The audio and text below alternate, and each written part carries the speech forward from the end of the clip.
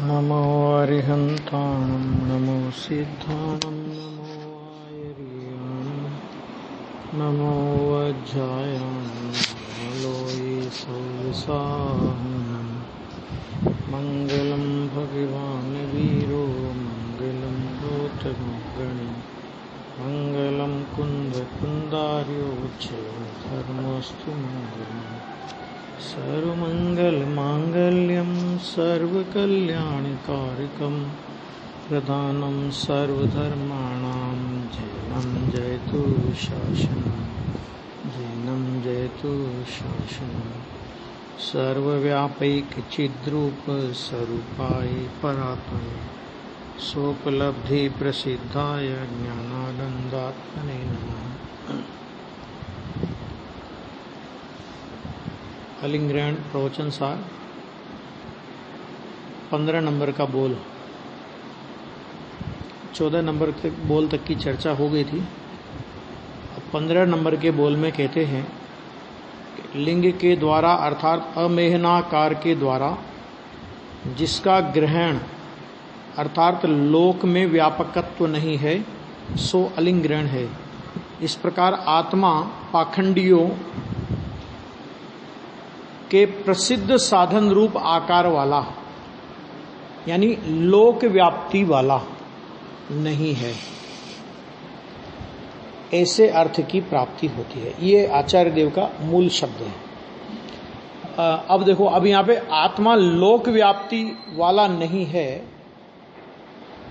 ऐसे स्वज्ञेय को तू जान। ये लोक व्याप्ति वाला नहीं है, ये कहकर के आचार्य क्या कहना चाहते हैं? पहले अन्य मतावलंबियों के वेशों को उड़ाया, बाद में अपने जैन वाले जो वेश है उनकी भी चर्चा करेंगे। देखो, तो अन्य मतावलंबी आत्मा को लोक व्यापक मानता है। उनकी तरह जो भी आत्मा को जिस रूप में मानते हैं ना, वो कोई लोक व्यापी मानता है, कोई इस तरह मानता है, कोई मानता है कि सर जौ के दाने के बराबर, जो भी उन लोगों की मान्यताएं होती है।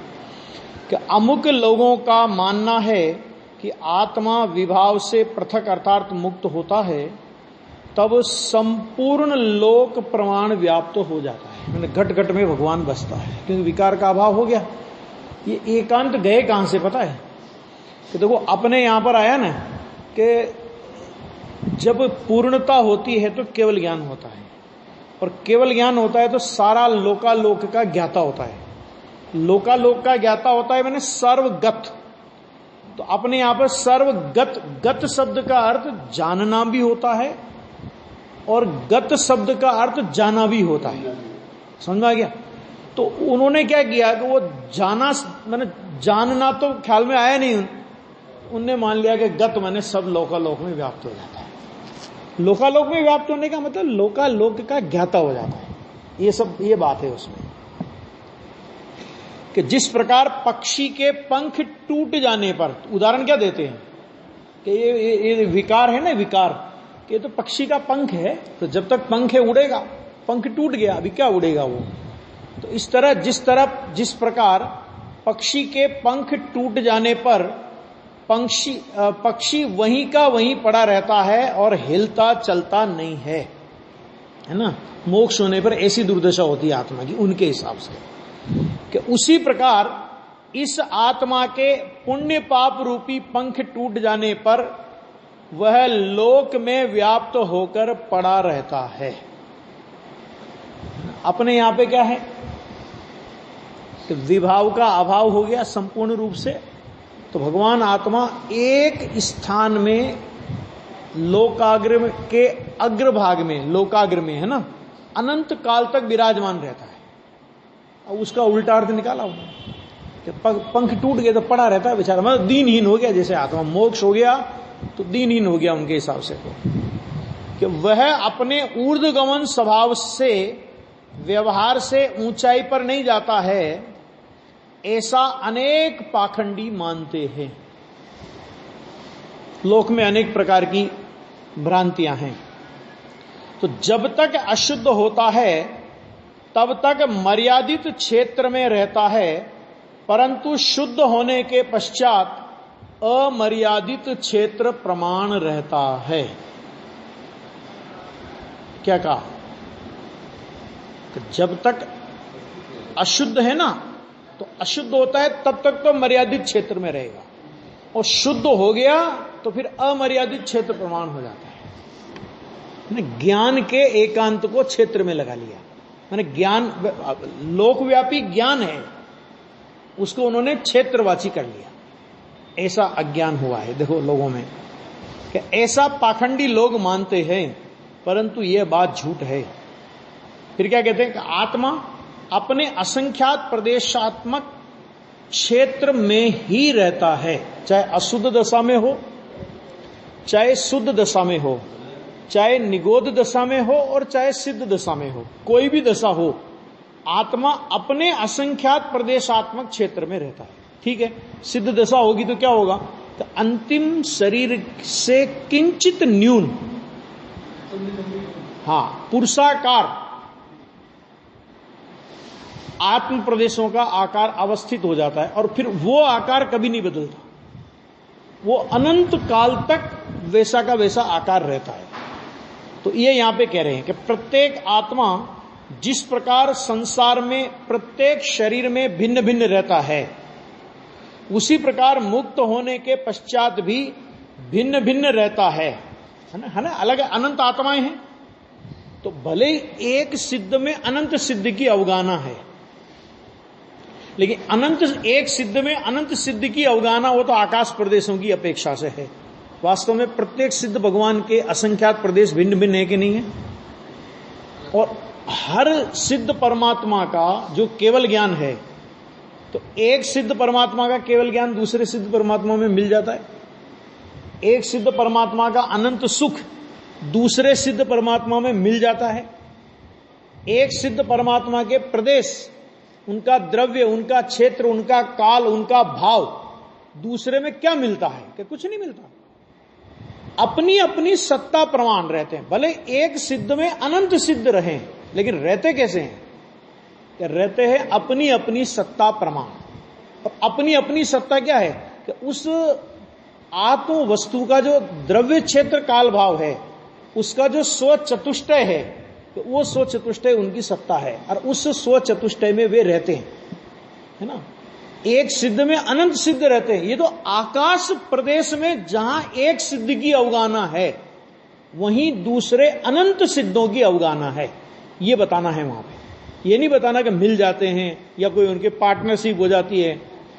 ख्याल में आ गया? क्यों पार्टनरशिप क्यों नहीं करेंगे? क्यों करेंगे? वो सबके पास अनंत आनंद है, सबके पास अनंत ज्ञान है, सबके पास माने सबके पास द्रव्य स्वभाव भी पूरा और प्रकट पर्याय में भी पूरा। तो किससे कौन क्या ले और किसको कौन क्या दे, मिलने जुलने का कोई प्रश्न ही नहीं है।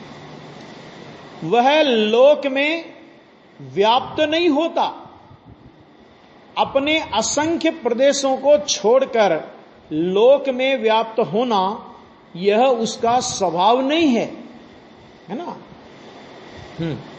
आत्मा शुद्ध होने के पश्चात अपने अंतिम शरीर प्रमाण से किंचित न्यून अपने आकार में माने निश्चय से अपने असंख्य प्रदेश में रहता है।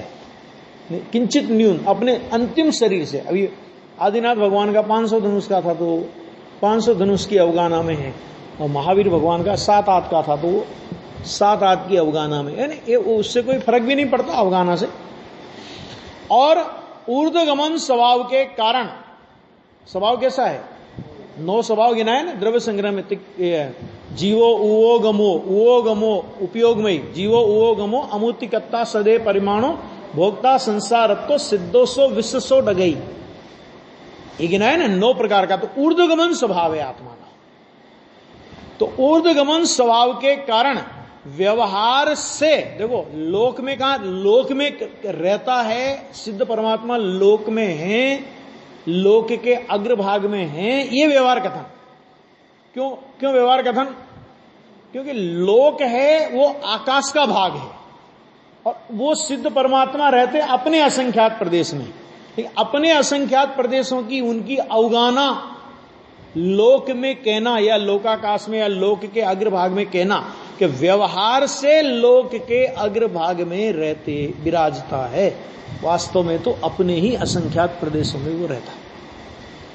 अब देखो कि अन्य मत वाला मानता है कि सब मिलकर एक आत्मा है, ठीक, और मोक्ष होने के बाद आत्मा भिन्न नहीं रहता। तो ऐसा मोक्ष किसको चाहिए? हा? तो अपन मेहनत करें, संसार का नाश करें, अशुद्धि मिटावें, है ना, संसार का अभाव करें, विकार का अभाव करें, निर्विकार आनंद प्रकट करें, मिलकर के एक में एक हो जाएं, ऐसा मोक्ष चाहिए किसको? तो अपना अस्तित्व खत्म हो जाए। लेकिन अब ऐसे ही, परंतु उसकी यह मान्यता झूठी है। सब मिलकर एक आत्मा हो जाए तो अपने शुद्ध स्वभाव का स्वतंत्र भोग नहीं रह सकता। फिर तो मिलावट वाला स्वाद आएगा, नहीं आएगा। 10 मिल गए एक साथ तो मतलब उसका शुद्ध स्वाद आएगा कि मिलावट का स्वाद आएगा? मिलावट का आएगा। प्रत्येक आत्मा दर्शन, ज्ञान, चारित्र आदि अनंत गुणों का पिंड है और प्रत्येक शरीर भिन्न भिन्न है। देखो, प्रत्येक आत्मा अनंत गुणों का पिंड है। निगोध दशा, औरों की बात तो छोड़ो, निगोध दशा में तो यहां तो प्रत्येक शरीर भिन्न भिन्न है। हम कहते हैं अब दूसरा अपेक्षा लो कि एक निगोध शरीर में अनंत आत्माएं हैं। कितने अनंत आत्माएं? कि सिद्धों की राशि से, तीनों काल के सिद्धों की राशि से अनंत काल के बाद भी अनंत ही रहेंगे, इतने जीव हैं। ठीक है, एक सिद्ध, एक निगोध का शरीर खाली नहीं होगा सिद्धालय से, इतने निगोध के जीव हैं। और उसमें कह रहे हैं कि वो जो एक शरीर में अनंत आत्माएं हैं, तो उन अनंत आत्माओं का द्रव्य क्षेत्र काल भाव पृथक पृथक है। उसी एक शरीर में से कोई जीव निकल करके सीधा पंचेंद्रिय होकर के भी मनुष्य होकर के मोक्ष में चला जाता है। उसी में कोई, उसी निगोदिया में जन्म मरण जन्म मरण जन्म मरण जन्म मरण करता रहता है। कोई जीव निकल करके 2 इंद्रिय 3 इंद्रिय हो जाता है, वापस आ जाए निगोद में। ख्याल में आगे नहीं है क्या? ये सारी परिस्थितियां ना उसी में। ऐसा तो नहीं है ना कि भव्य जीवों का निगोदिया शरीर अलग होगा, अभव्य जीवों का निगोदिया शरीर अलग होगा, दूरांदूर भव्य जीवों का निगोदिया शरीर अलग होगा, अति आसन्न भव्य जीवों का निगोदिया शरीर अलग होगा। ऐसा नहीं, एक ही शरीर में अनंत जीवों में कोई भव्य है, कोई अभव्य है, कोई दूरांदूर भव्य है, कोई निकट भव्य है। उस एक ही समय में अनंत जीवों में किसी को उसी समय तीव्र परिणाम चल रहे हैं कषाय के, उसी समय किसी को कषाय का मंद परिणाम भी हो रहा है। नहीं होता।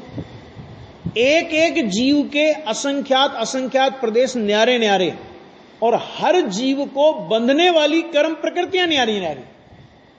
औदारिक शरीर एक, माने एक शरीर के अनेक जीव मालिक। तो औदारिक शरीर तो एक, लेकिन कार्मान शरीर सबके अलग अलग। नहीं, अगर कार्मान शरीर सबके एक हो तो निगोद जाए, मैंने पंचेंद्रिय होंगे तो फिर सारे पंचेंद्रिय होंगे। लेकिन ऐसा नहीं होता, सबके कार्मान शरीर अलग अलग है। क्यों? क्योंकि सबके भाव अलग अलग है। अरे जब निगोदिया में यह दशा है तो आगे के जीवों की क्या बात करना है? तो प्रत्येक शरीर भिन्न भिन्न है, इस प्रकार अनंत आत्माएं हैं, सब मिलकर एक आत्मा नहीं है, है ना? ऐसा नहीं है कि सभी मिलकर के एक आत्मा हो जाएगा। भाई ये सब ब्रह्म का रूप है, ऐसा रूप नहीं है। ब्रह्म का रूप माने जैसा ब्रह्म स्वरूप, माने भगवान सिद्ध परमात्मा का जैसा स्वभाव है वैसा स्वभाव सब आत्माओं का है। लेकिन सबका अपना अपना है ना, उनके स्वभाव का हमारे स्वभाव में क्या लेना देना? उनके जैसा है, लेकिन उनका स्वभाव और हमारा स्वभाव एक ही है। कि ये बात कहां से आई? आ गया। तथा जीव शुद्ध होने के पश्चात निश्चय से तो अपने असंख्य प्रदेशों में रहता है और व्यवहार से ऊर्ध्वगमन स्वभाव के कारण लोक के अग्रभाग में विराजता है। बात होगी पूरी? बात आ गई नहीं इतनी कि देखो, परंतु अन्य मत वाले की मान्यता वस्तु स्वरूप से अत्यंत विपरीत है। जीव अपने असंख्य प्रदेश में रहता है और लोक में पसर कर पर में व्याप्त नहीं होता, इसका नाम अनेकांत है। ये 15 नंबर का बोल। इस 15वें बोल में अलिंग ग्रहण का अर्थ इस प्रकार है, अ माने नहीं, लिंग माने अमहनाकार द्वारा, ग्रहण माने लोक व्यापकता, माने जैसे अन्य मती आत्मा का स्वरूप मानते हैं, आत्मा का आकार प्रकार वेश मानते हैं ना, तो वैसा नहीं है।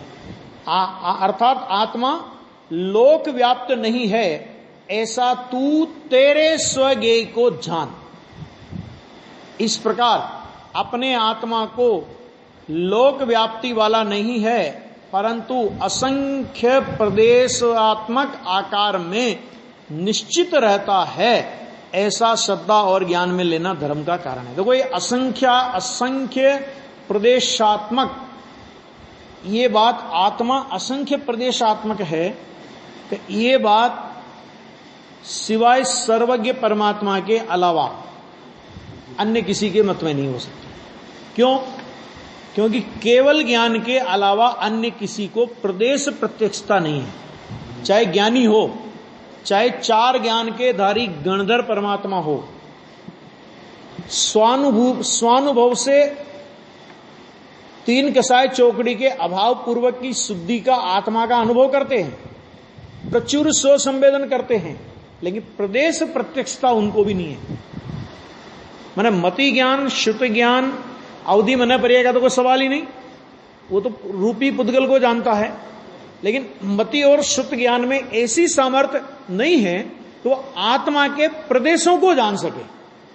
केवल ज्ञान आत्मा के प्रदेशों को जानता है, और मति शुद्ध ज्ञान स्वानुभूति से आत्मा के अनंत आनंद का वेदन कर सकता है, माना आनंद को भोग सकता है, जितना उनको प्रकट आनंद उस भूमिका के योग्य का आनंद को भोग सकता है, लेकिन आत्मा के प्रदेशों को नहीं देख सकती। आ गया? और केवली परमात्मा कि वो आत्मा के आनंद को तो भोगते ही हैं, लेकिन असंख्यात प्रदेशों को भी देखते हैं। अपने असंख्यात प्रदेश भी दिखते हैं उनको, और अनंत जीवों के असंख्यात प्रदेश भी दिखते हैं। इसलिए जो असंख्य प्रदेश की बात आएगी ना, कि जिनके मत में सर्वज्ञ नहीं है, उनके मत में असंख्य प्रदेश की बात हो ही नहीं सकती।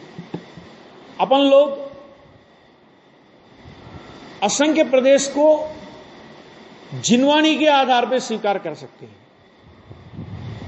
मुनिराज भी हो, ज्ञानी हो, धर्मात्मा हो, जिनवाणी के आधार पर स्वीकार कर सकते हैं। देखने का प्रसंग उनको भी नहीं बनता, वो केवल ज्ञानी को ही होता है। ठीक है? तो ये जो मानते हैं वो उनका मानना गलत है, वो सारी बातें बताई। अब देखो 16वें नंबर के बोल में जिसके लिंगों का अर्थात स्त्री पुरुष और नपुंसक वेदों का ग्रहण नहीं है, पहले आया था ना, वो पहले शरीर की बात आई थी, अभी ये भाव वेद की बात ले रहे हैं कि वह अलिंग ग्रहण है। इस प्रकार आत्मा द्रव्य से तथा भाव से, दोनों ओर से, स्त्री पुरुष तथा नपुंसक नहीं है, इस अर्थ की प्राप्ति होती है। भाव वेद का भी अभाव है आत्मा में, और द्रव्य वेद का तो अभाव ऑटोमेटिक ही हो गया जब भाव वेद का ही अभाव है। तो देखो, आत्मा द्रव्य से अथवा भाव से स्त्री पुरुष अथवा नपुंसक नहीं है, ऐसा तू जान कि शरीर का आत्मा में अभाव है। 14वें बोल में कहा था कि पुरुषादि की इंद्रिय का आकार आत्मा में नहीं है।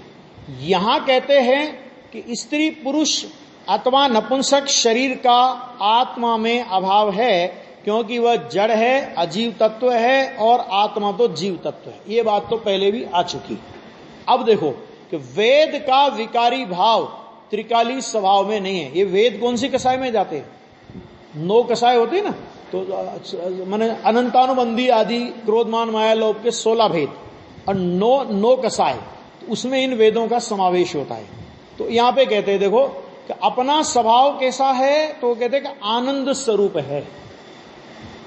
आनंद से ही बात उठाते कि अपना स्वभाव आनंद स्वरूप है, और उसे भोगने से च्युत होकर, माने अपने आनंद स्वरूप भगवान आत्मा को भोगने से अर्थात उसमें लीनता करने से च्युत होकर पर शरीर को भोगने का भाव होता है, वह भाव वेद रूप अशुभ भाव है।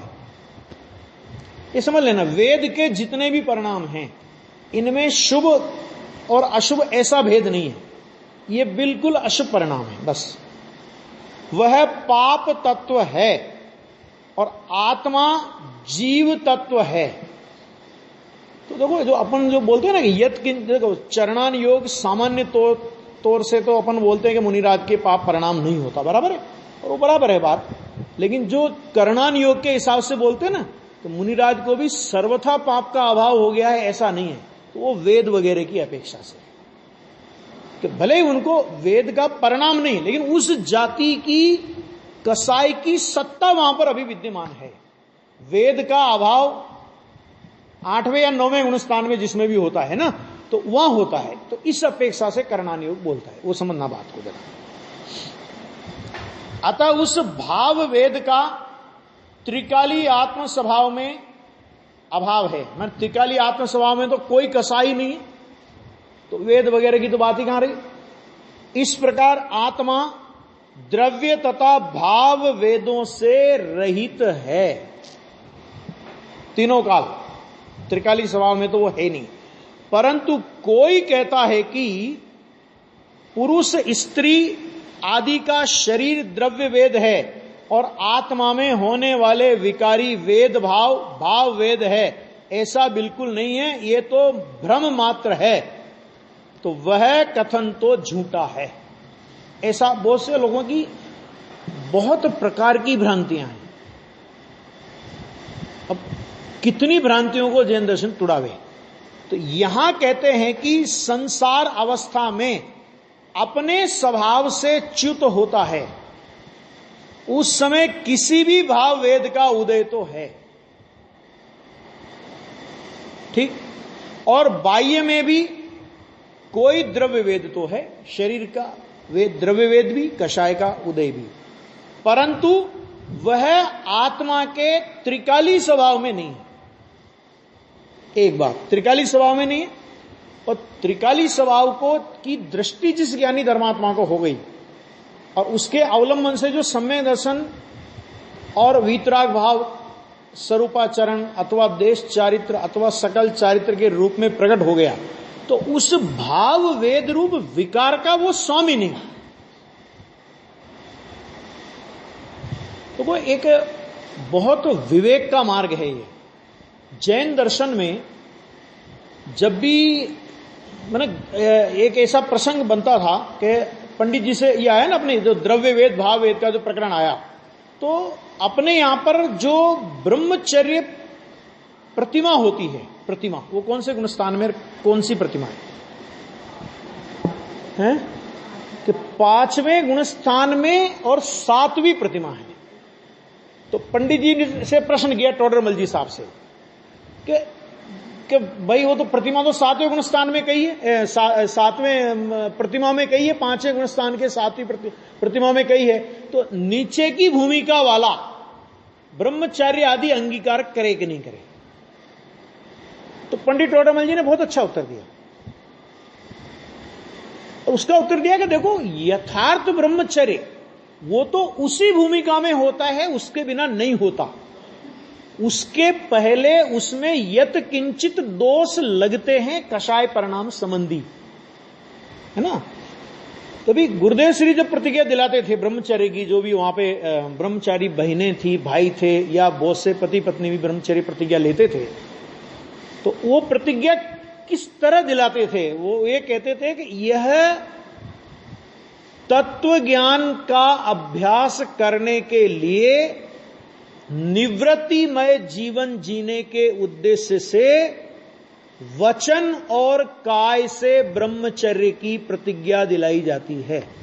काय को छोड़ देते थे, किसको छोड़ देते थे? मन को। क्यों? क्योंकि मन उस जाति का परिपक्वता 5वें गुणस्थान की 7वीं प्रतिमा से पहले नहीं हो सकती।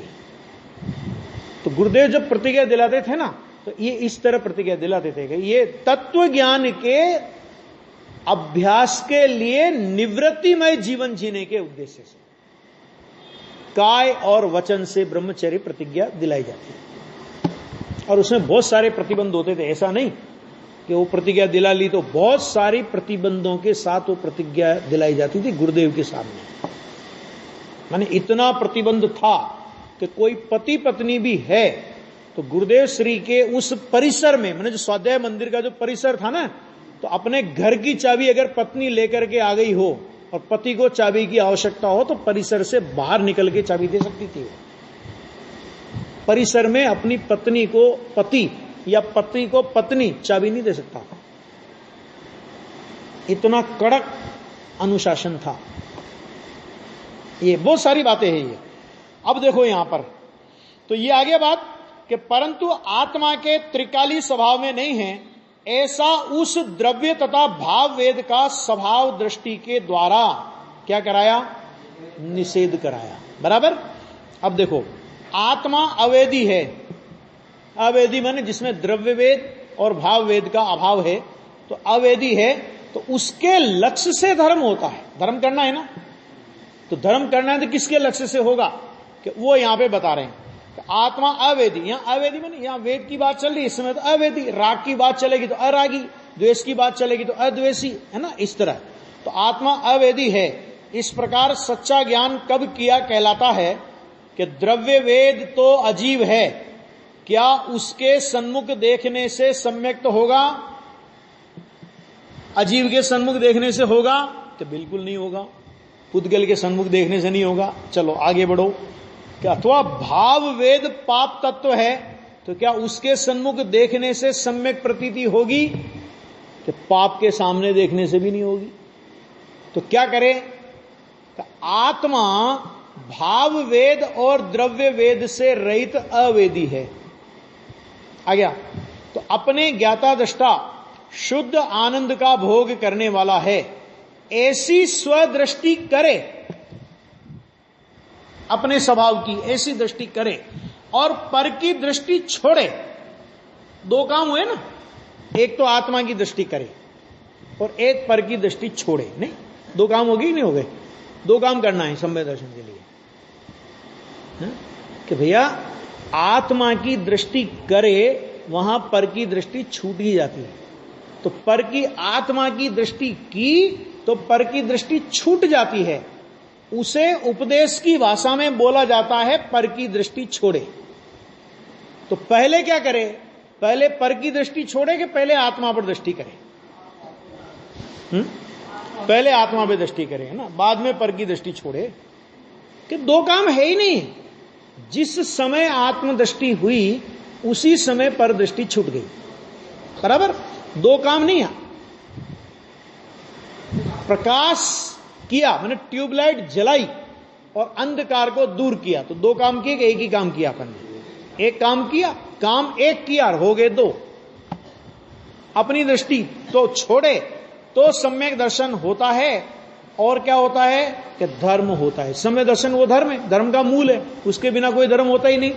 अपना आत्मा अवेदी है, ऐसा सद्दा ज्ञान करने के पश्चात द्रव्य वेद का जो कि अजीब है उसका ज्ञान करे तो व्यवहार से उसका अजीब संबंधी ज्ञान सत्य है।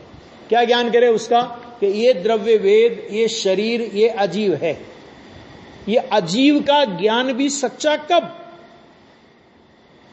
व्यवहार से ये अजीब का ज्ञान भी सच्चा कब?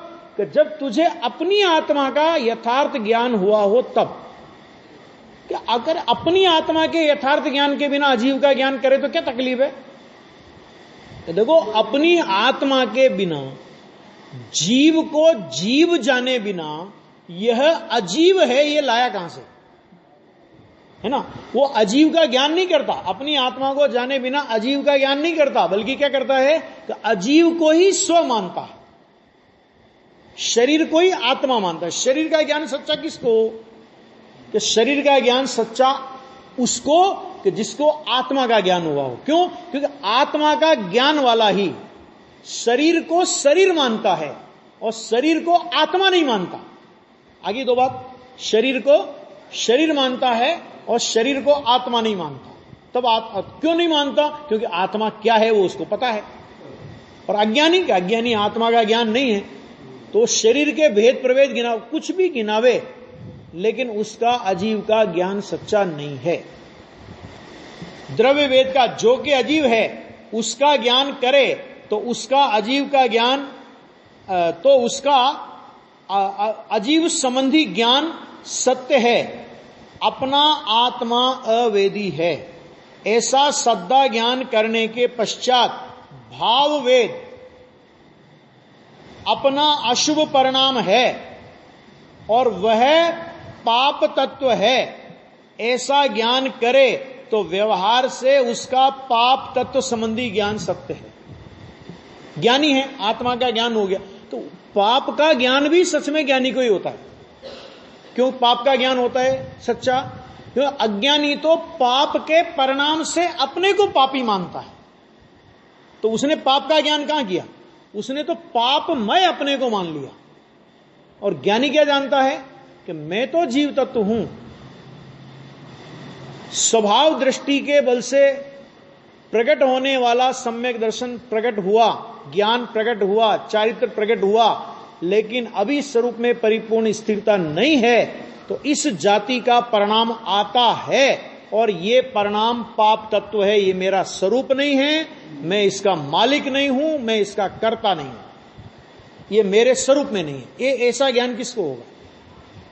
अज्ञानी तो पाप के परिणाम से अपने को पापी मानेगा, और ज्ञानी क्या मानेगा? ज्ञानी मानेगा कि पाप का परिणाम ज्ञेय है। छोड़ने की भावना होने पर भी उसी समय छूट जाए ऐसा नहीं होता। पुण्य का परिणाम छोड़ने की भावना होने पर ही उसी समय छूट जाए ऐसा नहीं हो सकता।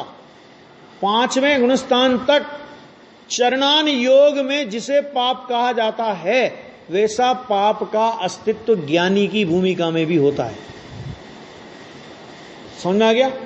और 6ठे गुणस्थान तक बुद्धि पूर्वक पुण्य परिणाम का अस्तित्व होता है। अबुद्धि पूर्वक तो 10वें गुणस्थान तक होता है। और हेयता तो 4थे गुणस्थान से हो गई।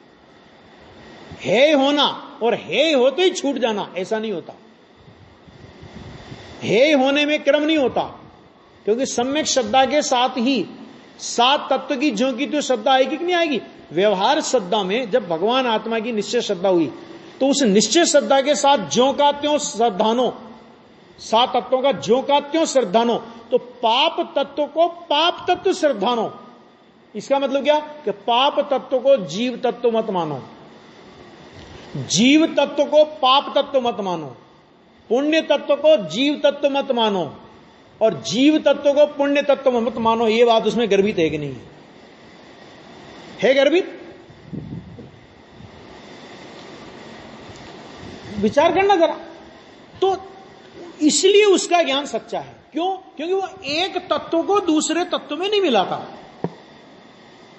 क्योंकि तत्व और अर्थ, तत्वार्थ मूल शब्द है तत्वार्थ। अर्थ माने होता है पदार्थ, और तत्व माने होता है उस पदार्थ का अपना निश्चित स्वरूप। उसका अपना कोई स्वरूप होता है, उसका अपना कोई लक्षण होता है जिससे वो तत्व पहचाना जाता है। तो अगर पाप तत्व एक पदार्थ है, मानो वो अर्थ है, तो उस अर्थ का कोई स्वरूप होगा कि नहीं होगा? जिसे बोलते हैं तत्व, तत्वार्थ। सूत्र मूल शब्द क्या है? तत्वार्थ श्रद्धानम सम्यक दर्शनम। तत्व प्लस अर्थ, अर्थ माने पदार्थ और तत्व माने उसका जो स्वरूप है। तो पाप का स्वरूप पाप में रखो, पुण्य का स्वरूप पुण्य में रखो, जीव का स्वरूप जीव में रखो। जीव के स्वरूप को पुण्य पाप में मत मिलाओ और पुण्य पाप के स्वरूप को जीव में मत मिलाओ। तब जीवादि 7 तत्वों का अथवा 9 तत्वों का ज्यों का त्यों श्रद्धानो, ये व्यवहार सम्यक तो होगा। समझ में आ गया कि नहीं आ गया? ये है बात। एक दूसरे को एक दूसरे में मिलाया। व्यवहार नहीं तो बोलेगा, पाप परिणाम को देख करके जीव को पापी बोलेगा, तो वहां पे क्या लगाना कि व्यवहार ने स्वद्रव्य पर द्रव्य, तो वहां स्वद्रव्य पर द्रव्य की जगह आप स्वतत्व पर तत्व कर लो कि व्यवहार ने स्वतत्व पर तत्व को किसी में मिलाकर निरूपण करता है।